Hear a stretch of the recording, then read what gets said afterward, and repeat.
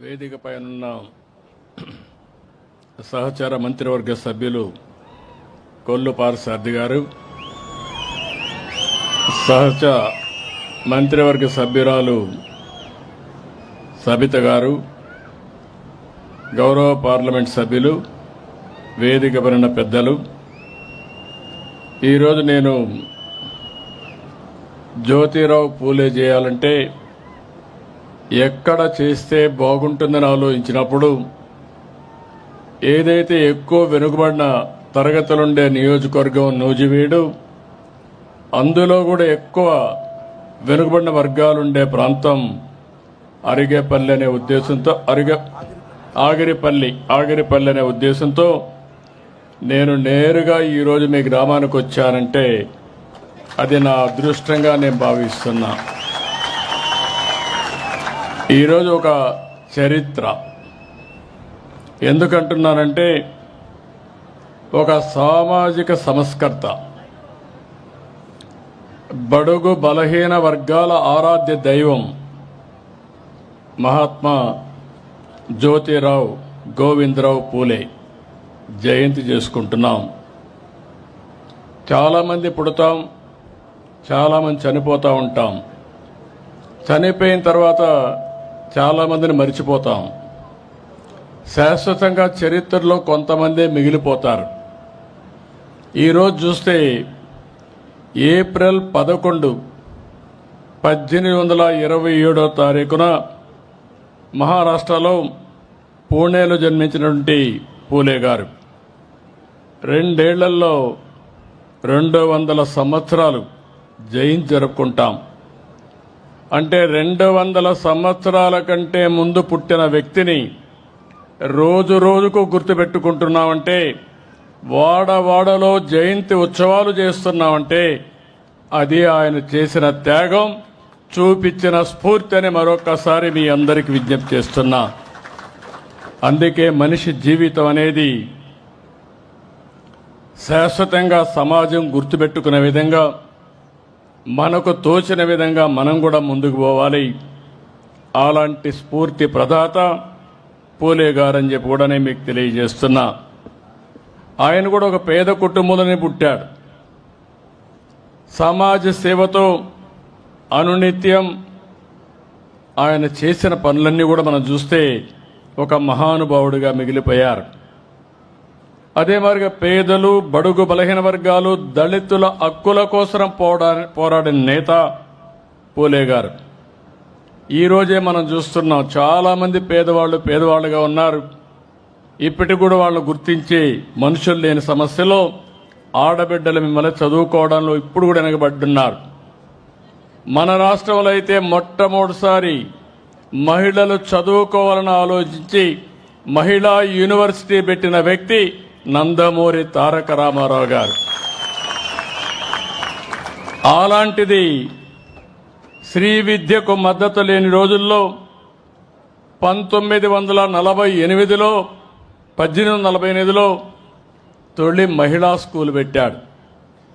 ఆ రోజుల్లో భార్యను చదివించి దేశంలోనే తొలి మహిళా అధ్యాపకురాలుగా చేసిన వ్యక్తి పూలే గారని చెప్పి కూడా నేను మీకు తెలియజేస్తున్నా.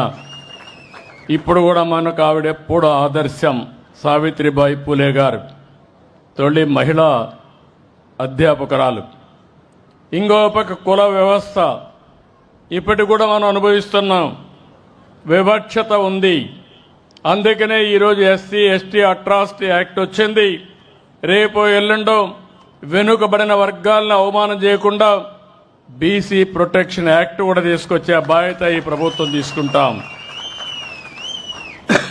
అలాంటిది నేను ముఖ్యమంత్రి అయిన తర్వాత సమైక్య ఆంధ్రప్రదేశ్లోని జస్టిస్ పున్నయ్య కమిషన్ వేసి ఈ యొక్క ఎస్సీ ఎస్టీలని అంటరాని వారుగా చూడకూడదని, అది నేరమని ఒక చట్టం తీసుకొచ్చామని చెప్పి కూడా నేను మీకు తెలియజేస్తున్నాను. ఇంకో పక్క జ్యోతిరావు పూలే గారు ఒక ఆదర్శం. అంబేద్కర్ గారు ఆయన్ని ఆదర్శంగా తీసుకుని సామాజిక న్యాయం కోసం, సమానత్వం కోసం ఎనలేని కృషి చేశారు. ఇంకో పక్క ఆ రోజుట్లోనే మీరు చూస్తే బాల్య వివాహాలు, చిన్నపిల్లలకే పెళ్లిళ్ళు చేసేవాళ్ళు.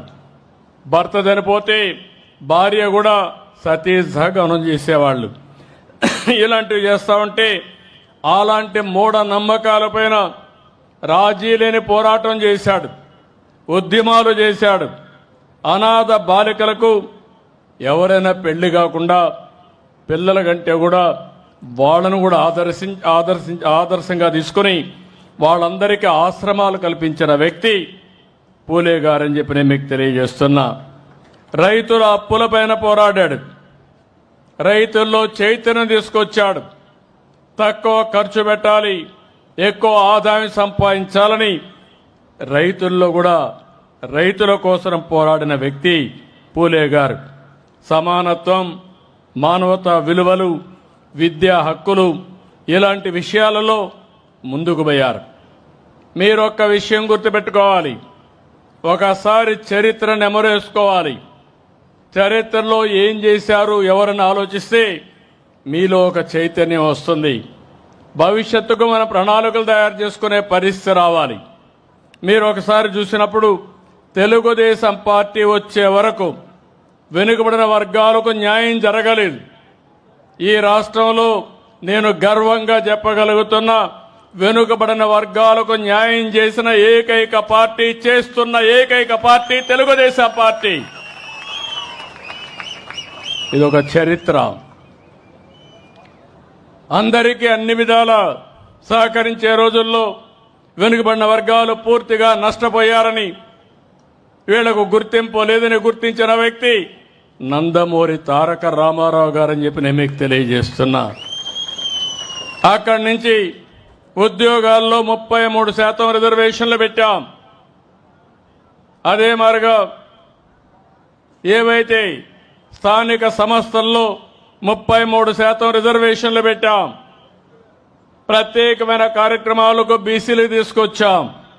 ఇలాంటి కార్యక్రమాలు మీరు చూస్తే అనేక కార్యక్రమాలు తీసుకొచ్చి ఇప్పుడు కూడా నేను చెప్తున్నా, తెలుగుదేశం పార్టీకి వెన్నెముక వెనుకబడిన వర్గాలు, అలాంటి వెన్నెముక అయినటువంటి వెనుకబడిన వర్గాల్ని పూర్తిగా ఆదరించే బాధ్యత తెలుగుదేశం ప్రభుత్వానిది, పార్టీది.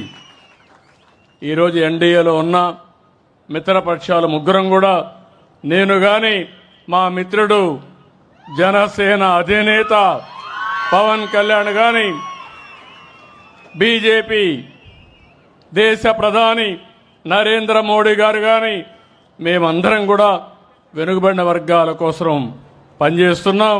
న్యాయం చేసే పార్టీ ఎన్డీఏ అని చెప్పి కూడా నేను మీకు తెలియజేస్తున్నా. 1988లో నాయి బ్రాహ్మణ్ ఫెడరేషన్ పెట్టాం. 2016లో ఎంబీసీ ఫెడరేషన్ పెట్టాం. ఈరోజు దగ్గర 140 వర్గాలున్నారు, 140 కులాలున్నాయి. వీళ్ళందరి కోసం 50-55 కార్పొరేషన్లు పెట్టిన పార్టీ తెలుగుదేశం పార్టీ అని చెప్పి కూడా నేను మీకు తెలియజేస్తున్నాను. ఇలాంటి కార్యక్రమాలు చేసి మీరు ఎక్కడన్నా సమావేశాలు కావాలంటే దానికి కూడా మీ అందరి కోసం జిల్లాల వారీగా బీసీ భవన్లకు శ్రీకారం చుట్టాం. ప్రత్యేక ప్రణాళిక కూడా తీసుకొచ్చిన పార్టీ తెలుగుదేశం పార్టీ అని చెప్పి కూడా నేను మీకు తెలియజేస్తున్నా. ఇంకో పక్కన మీరు చూస్తే మొట్టమొదటిసారిగా 2000 ఎన్టీ రామారావు గారు ఉన్నప్పుడు వెనుకబడిన వర్గాలకు రెసిడెన్షియల్ స్కూల్స్ తీసుకొచ్చారు. ఇంకో పక్కన 2019లో నేను ముఖ్యమంత్రి అయిన తర్వాత 65 రెసిడెన్షియల్ పాఠశాలలు ఏర్పాటు చేశాం. నా ఆలోచన ఒకటే, అన్ని వర్గాలతో సమానంగా, అవసరమైతే అన్ని వర్గాల కంటే మిన్నగా ముందుండే విధంగా వెనుకబడిన వర్గాలను తయారు చేయడమే ఈ ప్రభుత్వ ఆలోచన ధ్యేయం అని చెప్పి కూడా నేను మీకు తెలియజేస్తున్నా. 108 బీసీ రెసిడెన్షియల్ స్కూల్స్ ఉంటే 75 దాకా తెలుగుదేశం పార్టీ హయాంలో వచ్చాయి. మత్స్యకారు కుటుంబాలకి దగ్గర ఒక 9 రెసిడెన్షియల్ స్కూల్స్ పెట్టాం. కొన్ని స్కూల్స్ ఉంటే ఇవన్నీ కూడా జూనియర్ కాలేజీలుగా చేసి ముందుకు పోయే పరిస్థితి తీసుకొచ్చాం. వెనుకబడిన వర్గాల పిల్లల్లో మాణిక్యాలున్నారు. సరైన చేయూతిస్తే బ్రహ్మాండంగా రాణించే అవకాశాలుంటాయి. అందుకే ఈ ప్రభుత్వం ఎవరైనా విదేశాల్లో ఏ యూనివర్సిటీ చదువుకోవాలన్నా ఒక్కొక్కరికి 15 లక్షల రూపాయలు సబ్సిడీ చదివించిన ప్రభుత్వం ఈరోజు ప్రస్తుతం ఉండే ప్రభుత్వం అని చెప్పి కూడా నేను మీకు తెలియజేస్తున్నా. సివిల్స్ కానీ రాష్ట్ర స్థాయిలో ఉండే గ్రూప్ 1కు కానీ ట్రైనింగ్ ఇవ్వడానికి కూడా ప్రత్యేకమైన శ్రద్ధ పెట్టాం. ఇంకో పక్కన మీరు చూస్తే 405 కోట్ల రూపాయలు సంక్షేమ హాస్టల్ కోసమే ఖర్చు పెడుతున్నాం. ఇంకో పక్క 76 కోట్లు పెండింగ్ ఉంటే నేను ఒకటే మంత్రి గారు చెప్పాను, ఎవరైనా సరే కొంత వెయిట్ చేస్తాం కానీ ఈ ప్రభుత్వానికి మొదటి ప్రాధాన్యత వెనుకబడిన వర్గాల సంక్షేమం. దీంట్లో ఏమాత్రం కూడా నిర్లక్ష్యం లేకుండా పనిచేస్తామని హామీ ఇచ్చాను. ఇంకో పక్క మీరు చూస్తే ఆంధ్రప్రదేశ్ మొత్తం తెలుగు రాష్ట్రాల్లో బీసీ స్టడీ సర్కిల్స్ పెట్టాం. సివిల్ సర్వీస్ కోసం కోచింగ్ సెంటర్లు పెట్టాం. ఇలాంటివి మీరు చూసినప్పుడు అమరావతిలో కూడా పర్మనెంట్గా సివిల్ సర్వీస్ కోచింగ్ సెంటర్ ఏర్పాటు చేస్తున్నాం. దానికి కూడా 500 మందికి ఒక్కొక్క బ్యాచ్లో ట్రైనింగ్ ఇచ్చే ఏర్పాట్లు చేస్తున్నాం. రేపు డిఎస్సి వస్తుంది. డిఎస్సిలో ఎక్కువ మంది బీసీలు పాస్ కావడానికి ప్రత్యేకంగా 5,720 మందికి శిక్షణా కార్యక్రమాలు పెట్టి వారికి ఎక్కువ ఉద్యోగ అవకాశాలు కల్పిస్తాం. బీసీల కోసం ఒక ప్రణాళిక తీసుకొచ్చాం, ఉప ప్రణాళిక తీసుకొచ్చాం. ఎస్సీలకు సబ్ ప్లాన్ ఉంది, ఎస్టీలకు సబ్ ప్లాన్ ఉంది. అదే మరిగా బీసీలకు కూడా ఒక సబ్ ప్లాన్ తీసుకొచ్చి దగ్గర ఈ సంవత్సరం 48,000 కోట్ల రూపాయలు బీసీల సంక్షేమానికి ఖర్చు పెడతామని చెప్పి కూడా నేను మీకు తెలియజేస్తున్నా. ఇంకో పక్క ఆదరణ 1 తీసుకొచ్చాం. ఇప్పుడు ఆదరణ 1, 2 కూడా పూర్తి చేశాం. ఇప్పుడు ఆదరణ 3 కింద ప్రతి సంవత్సరం 1,000 కోట్ల రూపాయలు ఖర్చు పెట్టి ముందుకెళ్తాం. నేను ఒకటే ఆలోచించాను, అన్ని వర్గాలు పైకి రావాలి, అందరినీ ఆర్థికంగా పైకి తీసుకురావాలి. షెడ్యూల్ కులాలున్నాయి, వాళ్లకు ఇబ్బందులున్నాయి, వాళ్లకు న్యాయం చేస్తాం. అదే మరి షెడ్యూల్ తెగలున్నారు, వీళ్ళు అడవుల్లో ఉంటారు, ఇంకా అనాగరికంగా చాలా బాధపడుతున్నారు, వాళ్ళ కోసం పనిచేస్తాం. మైనారిటీ సోదరమణులున్నారు, మైనారిటీలు కూడా ఆర్థికంగా వెనుకబడ్డారు. ముస్లింస్లో చాలా మంది పేదవాళ్ళు ఉన్నారు, వాళ్ళను కూడా గుర్తించి వారి అభివృద్ధి కోసం కూడా పనిచేస్తున్నాం. అదే సమయంలో వెనుకబడిన వర్గాలను చూస్తే ఈరోజు మీరు కుల వృత్తులు పోయినాయి, చేతి వృత్తులు దెబ్బతింటున్నాయి. అందుకే నేను ఆలోచిస్తున్నా, మీ ఆదాయాన్ని పెంచడానికి ప్రత్యేకమైన కార్యక్రమాలకి శ్రీకారం చుట్టాం. స్వర్ణకారుల కోసం ప్రత్యేకమైన కార్పొరేషన్ ఏర్పాటు చేశాను. ఇంకో పక్క మీరు చూస్తే కల్లు గీత కార్మికులకి మద్యం షాపుల్లో 10% రిజర్వేషన్లు చేసి 50% వాళ్ళు ఫీజులు కట్టి తద్వారా వచ్చిన డబ్బులు వాళ్ళు ఖర్చు పెట్టుకునే విధంగా వాళ్ళకి ఎక్కువ ఆదాయం వచ్చే విధంగా ఏర్పాటు చేశాం. అదే మరి చేనేత కార్మికులకు మీరు చూస్తే ఏదైతే హ్యాండ్లూమ్ ఉంటే 200 యూనిట్లు కరెంటు ఉచితంగా ఇస్తున్నాం. పవర్ లూమ్స్ ఉంటే 500 యూనిట్ల కరెంటు ఉచితంగా ఇస్తున్నాం. ఇంకో పక్కన ఎవరైతే చేనేత బట్టలు నేస్తే జీఎస్టీ కూడా రాయితీ చేశాం. ఇవన్నిటికి కూడా 896 కోట్ల రూపాయలు సబ్సిడీకి కేటాయించాం. ఈరోజు వెనుకబడిన వర్గాలు ఎవరన్నా ఇల్లు కట్టుకుంటే అదనంగా 50,000 రూపాయలు వాళ్ళకి సబ్సిడీ ఇస్తున్నామని చెప్పి కూడా నేను మీకు తెలియజేస్తున్నా.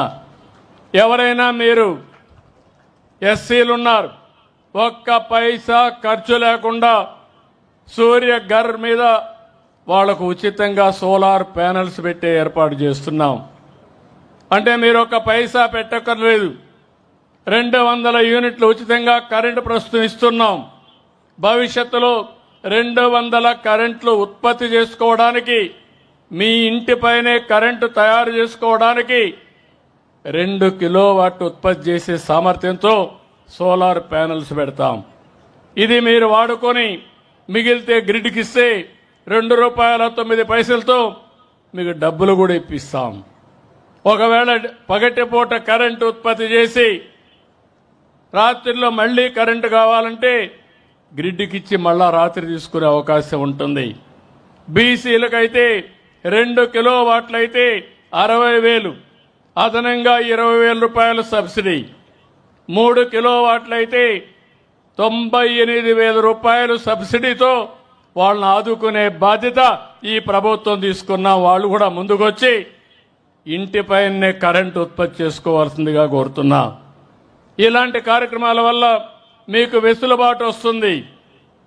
ఎవరైతే నాయి బ్రాహ్మణులు దేవాలయాల్లో పనిచేస్తారో ₹15,000 ఇంత మునుపు ఆందోళన వస్తే దాన్ని 25,000 చేశామని చెప్పి కూడా నేను మీకు తెలియజేస్తున్నా. అన్ని కార్పొరేషన్లు వేస్తున్నాం, రాజకీయాల్లో ప్రాధాన్యత ఇస్తున్నాం. ఇంకో పక్క మీరు చూస్తే 34% స్థానిక సంస్థల్లో రిజర్వేషన్లు పెట్టాం. వీళ్ళు వచ్చిన తర్వాత 16% తగ్గించారు. మళ్ళీ నేను ప్రయత్నం చేస్తున్నాను. మళ్ళీ 26 నుంచి 34% చేయడానికి అన్ని విధాలా ప్రయత్నం చేస్తున్నాం అని చెప్పి కూడా నేను మీకు తెలియజేస్తున్నా. నామినేటెడ్ పోస్టులు ఉన్నాయి, కార్పొరేషన్లు ఉన్నాయి. అన్నిట్లో కూడా వెనుకబడిన వర్గాలకి న్యాయం చేయడం కోసం 33% పెట్టామని చెప్పి కూడా నేను మీకు తెలియజేస్తున్నాను. ఇలాంటివన్నీ చేసి ఈరోజు బీసీ రక్షణ చట్టం కూడా సబ్ కమిటీ వేశాం.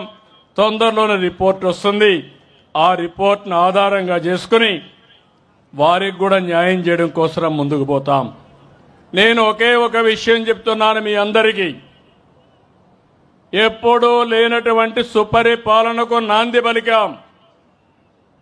మీరు గుర్తుపెట్టుకోవాలి. నేను ఎన్నికల కంటే ముందు ఒక మాట చెప్పాను. రాష్ట్రం నష్టపోయింది. ఈ రాష్ట్రంలో అరాచక పాలన జరుగుతూ ఉంది. ఇది కొనసాగితే మన మనుగడకే ప్రమాదం వస్తుందని ఎన్నికల ముందు చెప్పాను. మీరు నమ్మారు. నమ్మడమే కాదు, 93% మేము పెట్టిన అభ్యర్థులు గెలిపించారు.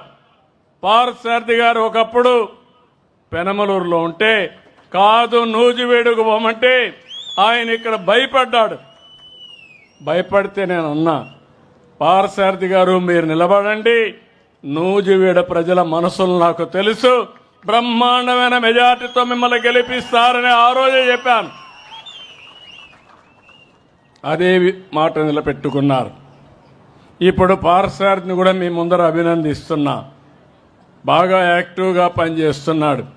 మీలో ఒక్కడిగా కలిసి పనిచేస్తున్నాడు. దానికి అభినందనలు. ఇది చాలదు, ఇంకా నియోజకవర్గం వెనుకబడి ఉంది.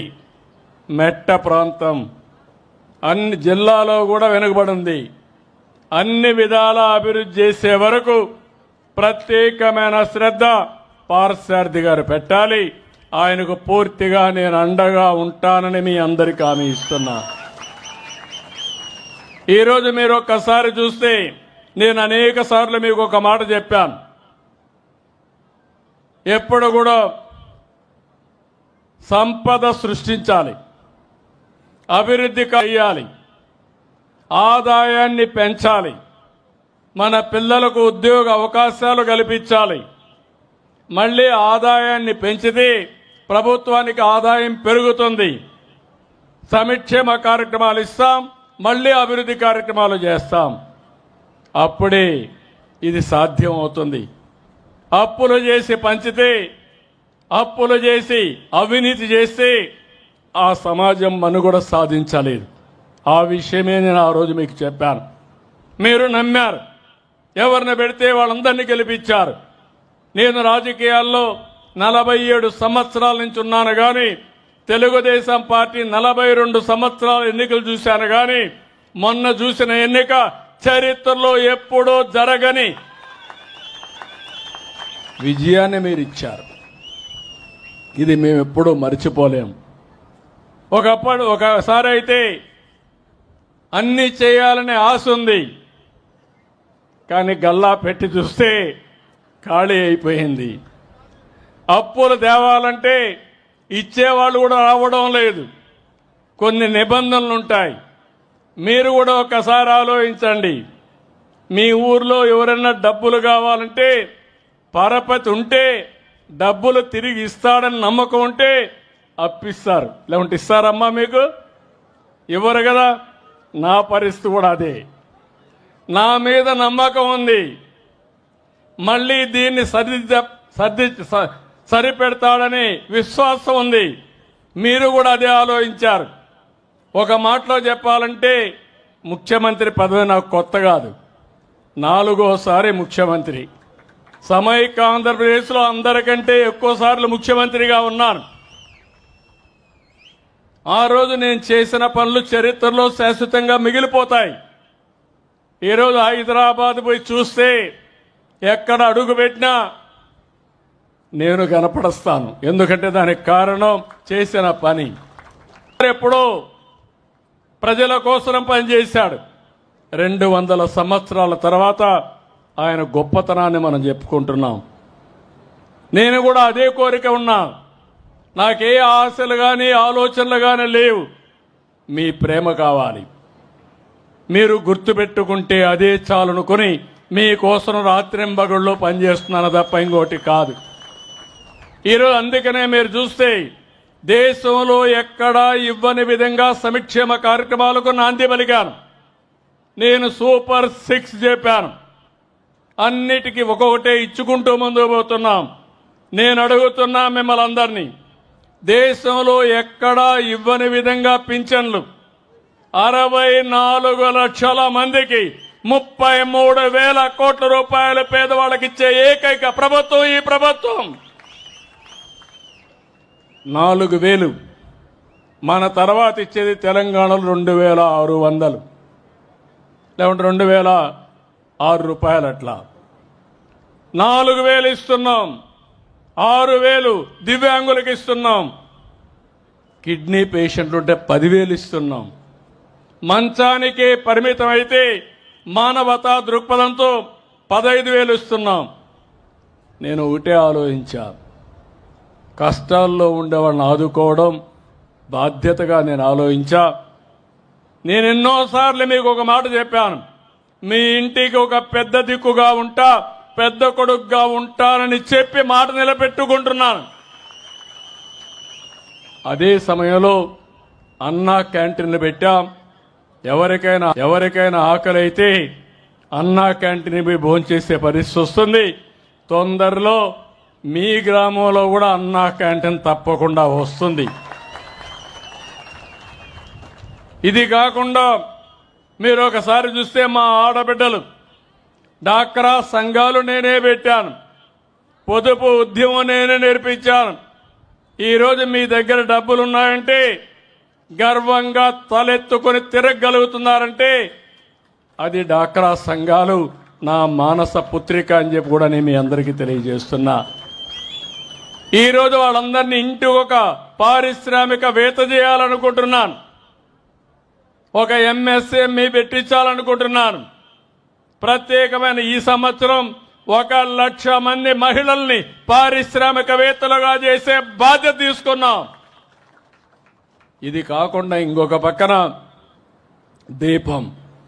దీపం నేనే పెట్టా. ఆ రోజు ఆలోచించాను, మా తల్లి కట్టెల పొయ్యితో బాధపడేది, పొగంతా కడుపులో వచ్చేది. చిన్నప్పుడు నేను చూశాను. నా తల్లి పడిన బాధ నా చెల్లెళ్ళు అక్కలు ఎవరు పడకూడదనే ఉద్దేశంతోనే 96-97లోనే దీపం కనెక్షన్ ఇచ్చాను. వంట గ్యాస్ సిలిండర్లు ఇచ్చా. ఇటీవల ధరలు పెరిగాయి, మీ కష్టాలు వచ్చాయి. మీ ఖర్చులు తగ్గించడానికి దీపం 2 కింద సంవత్సరానికి 3 సిలిండర్లు ఉచితంగా ఇస్తున్నాం. రేపో ఎల్లుండో తల్లికి వందనం కూడా ఇస్తాం. ఎంతమంది పిల్లలుంటే అంతమంది పిల్లలకి మా ఆడబిడ్డలను కోరుతున్నాను. ఈ గ్రామంలో నేను లెక్కలు చూశాను. మామూలుగా ఒక భార్యాభర్తకి 2 పిల్లలు ఉండాలి. 2 కంటే తక్కువ ఉంటే జనాభా తగ్గిపోతుంది. 2 కంటే ఎక్కువ ఉంటే జనాభా పెరుగుతుంది, నిలకడగా ఉంటుంది. ప్రపంచమంతా జనాభా తగ్గిపోతా ఉంది. ఇప్పుడు మన రాష్ట్రంలో కూడా 1.5 అంటే 1.5 1.6కు వచ్చాం. ఇదే గాని రేషియో కంటిన్యూ అయితే 2030-35 నుంచి జనాభా పెరగదు, తగ్గిపోతుంది. రేపు రాబోయే రోజుల్లో మీ ఊరు కూడా ఉండదు. ఆ విషయం మీరు గుర్తుపెట్టుకోవాల్సిన అవసరం ఉంది. ఎందుకంటే అగ్రిపల్లిలో జనాభా తగ్గుతూ వస్తే కొన్ని రోజుల తర్వాత పెద్ద ఊరు కాబట్టి కొన్ని రోజులు ఉంటుంది. 6-7 వేలు జనాభా ఉంది, ఏమంటే 10,000 జనాభా ఉంది, ఓటర్లే 7,000. కానీ ఒక రోజు పోయిన తర్వాత జనాభా తిరుగు ముఖం పడితే చాలా సమస్యలు వస్తాయి. ఇక్కడ 1.7 ఉంది, అంటే ఒక కపుల్కి 1.7 సంతానం ఉంది ప్రస్తుతం. ఇది 2కు పెరగాలి. అప్పుడు మీ ఊరికి పిల్లలే ఆస్తి, ప్రజలే ఆస్తి. ఈ విషయం కూడా మీరు గుర్తుపెట్టుకోవాలి. రైతుల్ని ఆదుకుంటాం, రైతులకు అండగా ఉంటాం, వాణిజ్య పంటలు ప్రోత్సహిస్తాం. అదే సమయంలో నూజివీడు ఎప్పుడు కూడా నూజివీడు అనగానే గుర్తొచ్చేది బ్రహ్మాండమైన మామిడి పళ్ళు గుర్తొస్తాయి, నూజివీడు పళ్ళు. ఇప్పుడే ఒక ఆడబిడ్డ ఒక ఎంఎస్ఎంఈ తీసుకొచ్చారు. ఒక చిన్న విషయం, ఏదైతే మామిడి పండ్లు కవర్లో పెట్టగలిగితే మామూలుగా ఎకరా 30,000 వస్తే ఆ పళ్ళు కానీ ఆ కవర్లో పెట్టి కానీ ప్రొటెక్షన్ ఇస్తే 1,30,000 ఎకరాకు వస్తుంది. దానికి కొంచెం ఖర్చు అవుతుంది, కానీ ఖర్చు కంటే 4 ఇంతలో ఆదాయం వస్తుందంటే ఆ విషయం మీరు గుర్తుపెట్టుకోవాల్సిన అవసరం ఉంది. దీనికి ప్రభుత్వం కట్టుబడి ఉంది. ఇక్కడ చింతలపూడి లిఫ్ట్ ఇరిగేషన్ రావాలి. నేను ఆ రోజు పూర్తి చేసేసేవాడిని. గవర్నమెంట్ పోయింది, అది కోర్టుకు పోయింది, లేనిపోని సమస్యలు వచ్చాయి. దాన్ని కూడా వీలైనంత తొందరలో కోర్టులో స్టే వెకేట్ చేపించి చింతలపూడి లిఫ్ట్ ఇరిగేషన్ పూర్తి చేసే బాధ్యత ఈ ప్రభుత్వం తీసుకుంటాం. అది వచ్చిన తర్వాత ఇక్కడ ఇప్పుడే 2-3 విషయాలు ఎమ్మెల్యే గారు మినిస్టర్ గారు చెప్పారు. ఆ 2-3 విషయాలు కానీ పూర్తి చేయగలిగితే, కొన్ని లిఫ్ట్ ఇరిగేషన్లు పూర్తి చేసి అన్ని చెరువులకు నీళ్లు ఇవ్వగలిగితే ఈ నూజివీడు నియోజకవర్గం బ్రహ్మాండంగా తయారవుతుంది. ఒక పక్కన ఔటర్ రింగ్ రోడ్ కూడా వస్తుంది, మీ ఊరు పక్కనే అమరావతికి రోడ్డు వస్తుంది. అదే సమయంలో ఈ నీళ్లు కూడా తీసుకొస్తే పెద్ద ఎత్తున అభివృద్ధి అవుతుంది. ఇది కాకుండా 20,000 రూపాయలు అన్నదాత కింద ఇస్తానని చెప్పాం. నేను ఇప్పుడు కూడా హామీ ఇస్తున్నాను, ఎన్డీఏ ప్రభుత్వం తప్పకుండా రైతులకు ఇస్తాం. కేంద్రం 6,000 ఇస్తుంది, మిగిలిన 14,000 రూపాయలు 3 ఇన్స్టాల్మెంట్లో మే నుంచే ప్రారంభించి మీకు పూర్తి చేసే బాధ్యత నాది. మత్స్యకారులకు 20,000 రూపాయలు ఇస్తాం. వేట నిషేధ సమయంలో వాళ్ళని ఆదుకోవడానికి ముందుకు పోతామని చెప్పి కూడా నేను మీకు తెలియజేస్తున్నా. నేను ఒకే ఒక విషయం మిమ్మల్ని కోరుతున్నాను. ఈరోజు మీరు రాష్ట్రంలో చూస్తున్నారు, మొన్నటి వరకు అసెంబ్లీ అంటే బూతులు. నేను ఆ రోజు ఒక మాట చెప్పి వచ్చాను, ఒకే మాట. నేను అసెంబ్లీలో ఉన్నప్పుడు ఎన్నో సంవత్సరాలుగా అసెంబ్లీలో ఉన్నాను, కానీ ఏ రోజు కూడా అసభ్యంగా మాట్లాడిన సందర్భాలు లేవు. రాజకీయ నాయకులు హోరీగా పోరాడతాం, ప్రజల కోసం పోరాడతాం, ప్రజాహితం కోసం పనిచేస్తాం. అలాంటి సందర్భంలో నన్ను అవమానం చేసినప్పుడు నేను ఒకటే మాట చెప్పాను, ఇది గౌరవ సభ కాదు, కౌరవ సభ. మళ్ళీ గౌరవ సభ చేసేదానికి క్షేత్రస్థాయిలో పనిచేసి గెలిచి అసెంబ్లీలో అడుగు పెడతా అన్నాను, పెట్టాను. మళ్ళీ చూశాను, ఎక్కడ చూసినా ఆడబిడ్డల పైన అసభ్యంగా పోస్టులు పెట్టడం సోషల్ మీడియాలో. నేను రాజకీయాలు సేవల కోసం చూశాను. ఇప్పుడు రాజకీయాలు దిగజారిపోయినాయి. సోషల్ మీడియా వచ్చింది. ఇష్టానుసారంగా నేరస్తుల అడ్డాగా మారిపోయే పరిస్థితి వచ్చింది. అందుకే నేను ఒకే మాట చెప్పాను, ఈ మాటకు కట్టుబడున్నా. ఎవడైనా సరే సోషల్ మీడియాలో క్యారెక్టర్ అసాసినేషన్ చేస్తే అదే చివరి రోజుగా మీకుంటుందని హెచ్చరిస్తున్నా. గౌరవప్రదంగా బతకనియండి. సమాజంలో మీకు చేతనైతే విలువలు నేర్పించండి. మీకు చేతనైతే సమాజ హితం కోసం పనిచేయండి. ఆదాయం పెంచండి. ఆరోగ్యాన్ని పెంచడానికి పనిచేయండి. లేకపోతే చేత కాకపోతే ఇంట్లో పడుకోండి. పిల్లలకు నేరాలు నేర్పించండి. రౌడీజం నేర్పించద్దండి. ఇది మంచి పద్ధతి కాదని కూడా హెచ్చరిస్తున్నా. నేను చాలా ఏళ్లు చూసా. ఒకసారి నేనే మోసపోయా. ముఖ్యమంత్రిగా ఉన్నా నిద్రలేసి చూశాను. ఎవరైతే వివేకానంద రెడ్డి గుండెపోటుతో చనిపోయాడు. నేను అనుకున్న పాపం మన ప్రత్యర్థి ఆయన గుండెపోటు చనిపోయాడు అని అనుకున్నాను. అనుకుంటే అది గుండెపోటు కాదు, గొడ్డలి వేటు. తర్వాత తెలుసుకోవడానికి చాలా సమయం పట్టింది నాకు. అంటే ఒక ముఖ్యమంత్రినే మోసం చేయగలుగుతున్నారంటే మీరొక లెక్క అని మిమ్మల్ని అడుగుతున్నా. హత్య చేసి ఆత్మహత్యగా చిత్రీకరించే మనుషులుండే ఈ రోజుల్లో, తిరిగి కేసులు పెట్టే ఈ రోజుల్లో వాళ్ళని సమర్థవంతంగా ఎదుర్కోవాలన్నా లేదా అని మిమ్మల్ని అడుగుతున్నా. ఏమంటారని మిమ్మల్ని అడుగుతున్నా. ఎదుర్కోవాలంటే గట్టిగా చప్పట్లు కూడా చెప్పండి. ఇది మంచి పద్ధతి కాదని.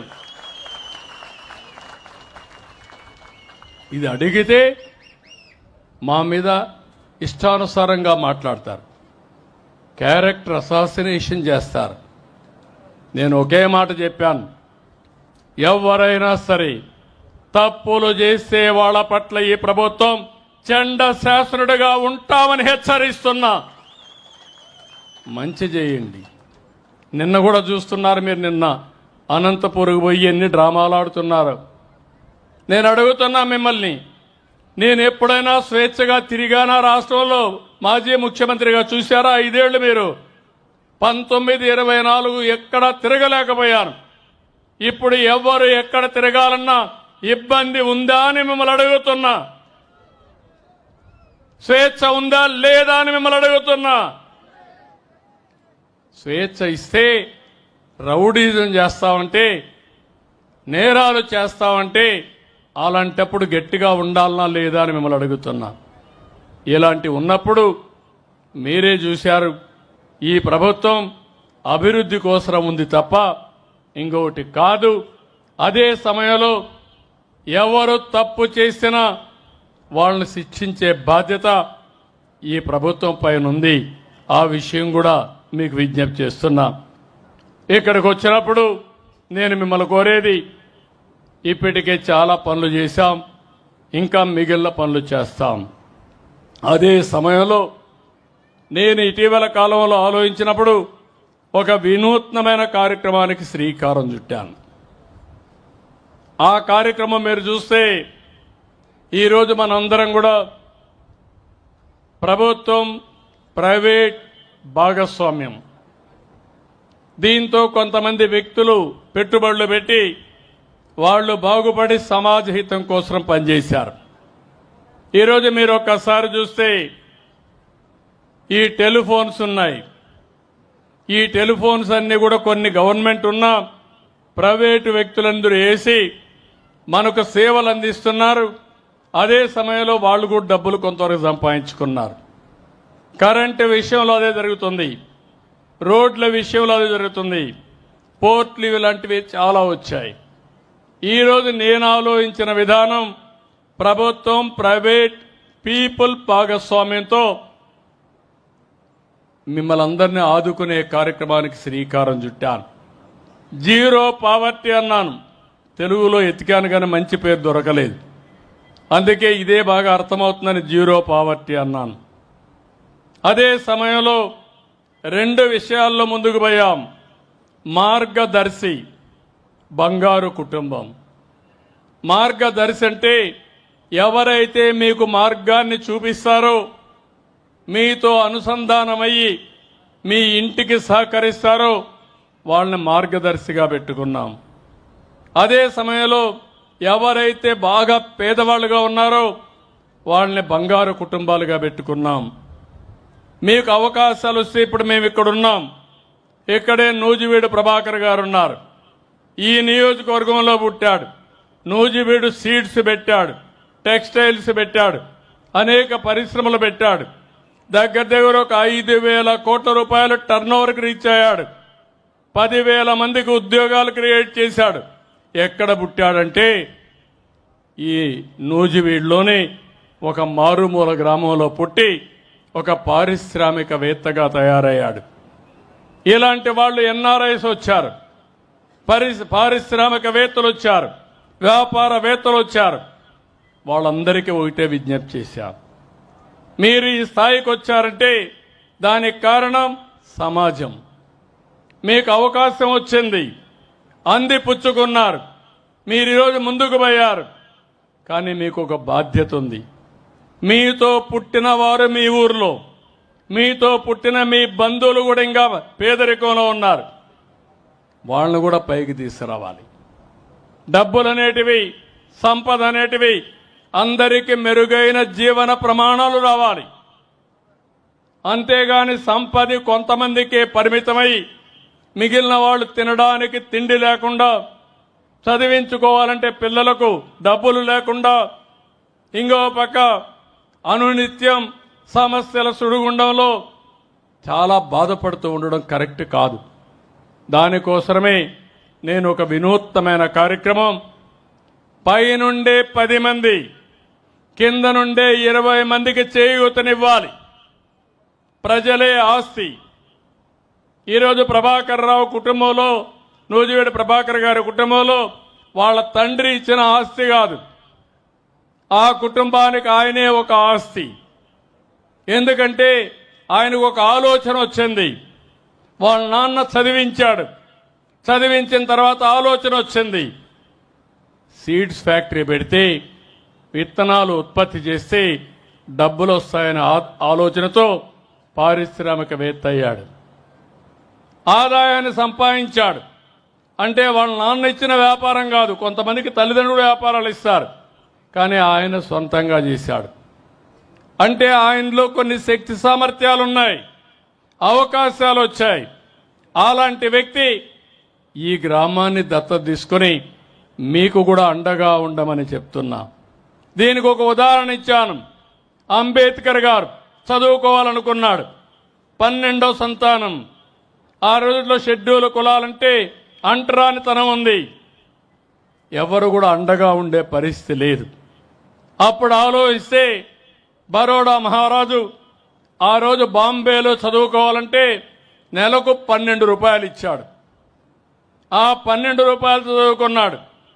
లండన్కు పోవాలంటే నెలకు $11 ఆ రోజు డబ్బులు ఇచ్చాడు.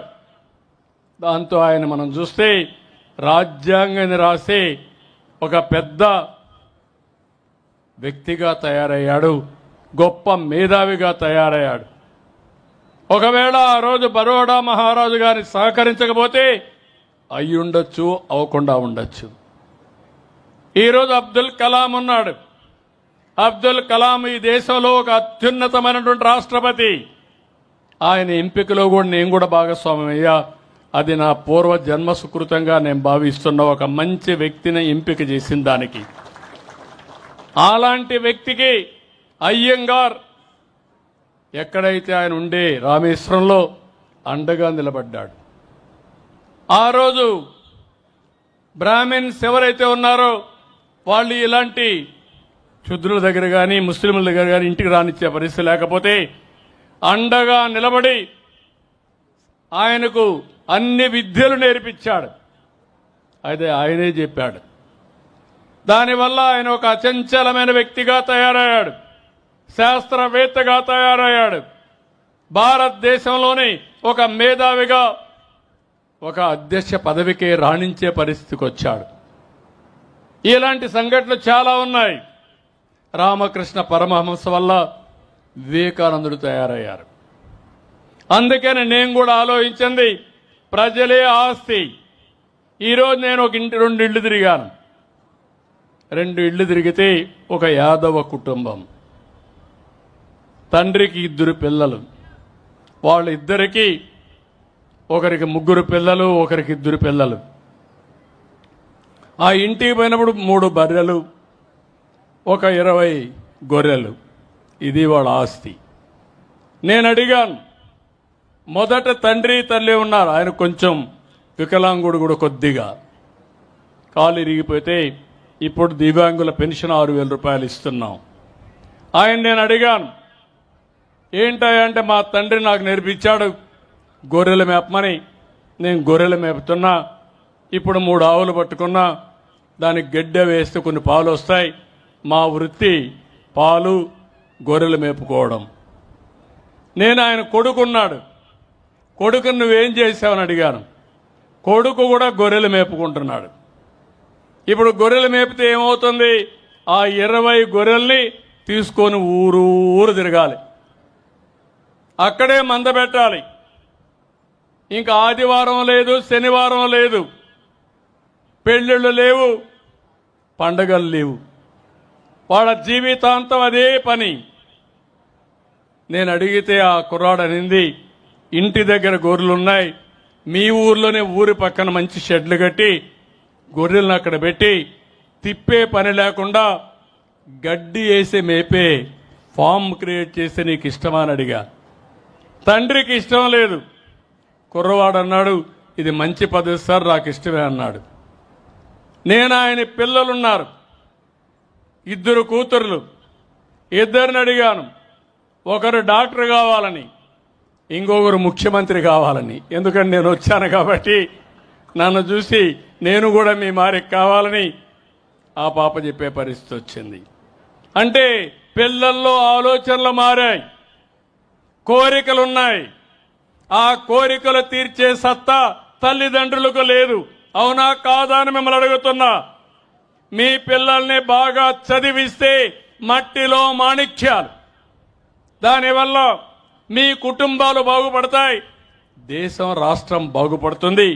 నేను అందుకే ఈరోజు ఈ కార్యక్రమం తీసుకొచ్చాను. ఈరోజు నేను ఇక్కడుండే మార్గదర్శుల్ని మీకు అప్పచెప్తున్నాను. ఈ ఊర్లో 206 కుటుంబాలు అత్యంత వెనుకబడిన కుటుంబాలు. ఇది కూడా ఇంకొక విషయం కూడా మిమ్మల్ని కోరుతున్నా, ఎవరైనా మీలో మేము కూడా బాగుపడాలంటే మీరు స్వచ్ఛందంగా ముందుకు వస్తే మిమ్మల్ని కూడా ఈ కార్యక్రమంలో భాగస్వాములు చేసుకుంటాం.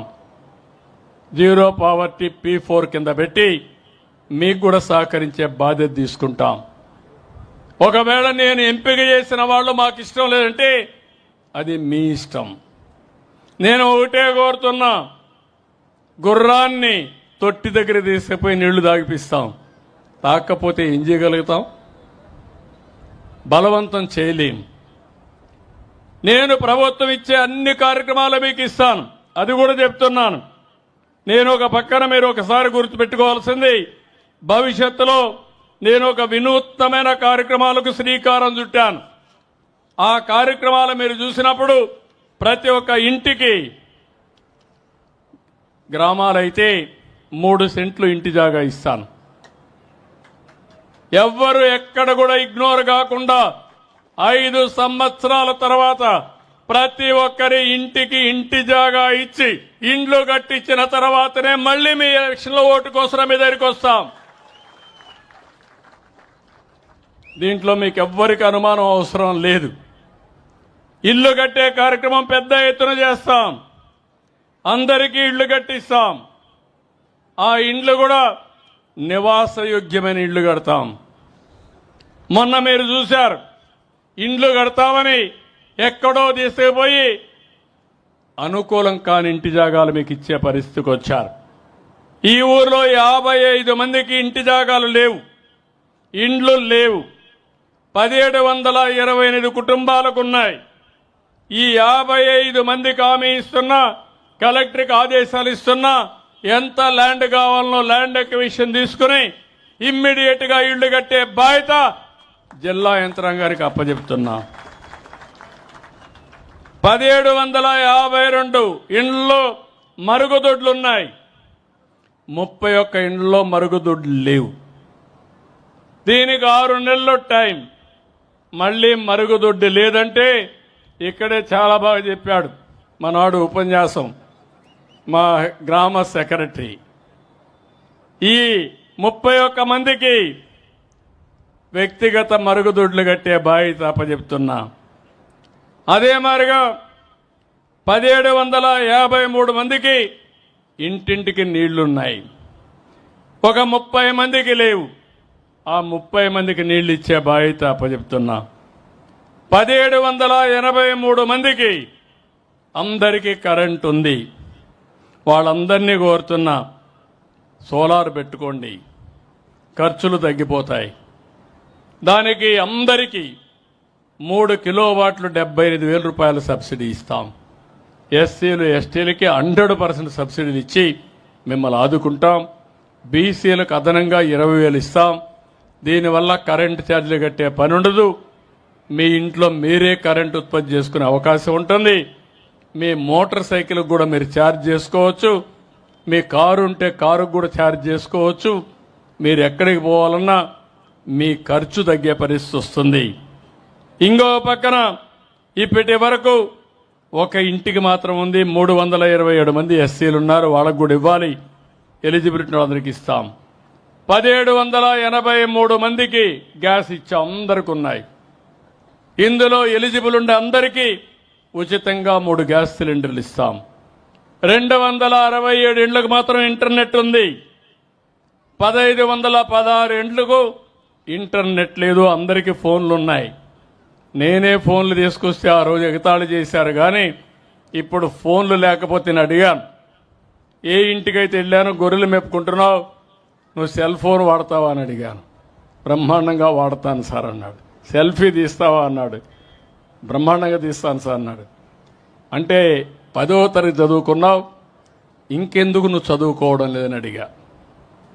అవసరమైతే గొర్రెల మేపుతూనే చదువుకోవచ్చు. మీలో కూడా ఇక్కడ ఆడబిడ్డలున్నారు. ఆ ఇంట్లో 2 ఆడబిడ్డలను చూశాను. 2 కూడా యంగ్స్టర్స్, 10వ తరగతి వరకే చదువుకున్నారు. ఎందుకు ఇంటర్మీడియట్ రాయకూడదు? మీరు మీ జీవితాల్లో ఉపయోగపడే పరీక్షల్లో ఎందుకు మీరు డిగ్రీలు తీసుకోకూడదు? ఇంట్లో కూర్చొని కూడా చదువుకునే అవకాశాలు ఉన్నాయి. ఇంట్లో కూర్చొని కూడా డబ్బులు సంపాదించే అవకాశాలు ఉన్నాయి.